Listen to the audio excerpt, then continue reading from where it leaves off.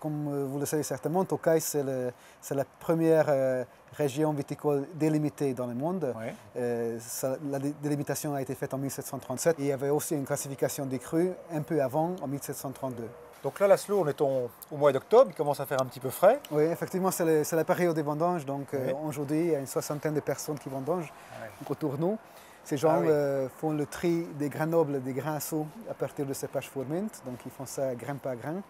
Donc le cépage principal, c'est le cépage Furmint. C'est le cépage C'est ça. Furmint, c'est un cépage autochtone qui donne la majorité des grains nobles. D'accord. Et le grain assou, qu'est-ce que ça signifie? Donc le grain assou, ça signifie desséché. Desséché. Donc c'est un grain qui est à la fois botrytisé et très desséché, très passereillé.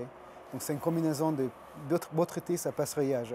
Et ces grains-là, donc, comme on va voir tout à l'heure, sont récoltés grain par grain par plusieurs passages successifs. Et il les récolte ensuite dans des bacs? Donc il les récolte d'abord dans des petits seaux, ensuite il met le contenu des petits seaux dans des petites cagettes qui font à peu près 20 kg. D'accord. Et une petite cagette de 20 kg, c'est le travail de 2-3 personnes par jour parce qu'une personne peut ramasser seulement entre 6 et 10 kg de raisins secs. Donc c'est vraiment le travail le plus, je pense, qui demande le plus de temps.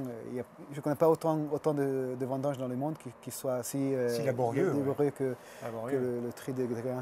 Alors les vendanges durent combien de temps? Les vendanges durent de septembre jusqu'à mi-novembre en fonction des Ah oui. millésimes, donc ça dure 2 mois ou même plus que 2 mois, ça dépend des années. Donc vous prenez 2 mois pour vendanger à peu près une centaine d'hectares. Oui, C'est ça. oui.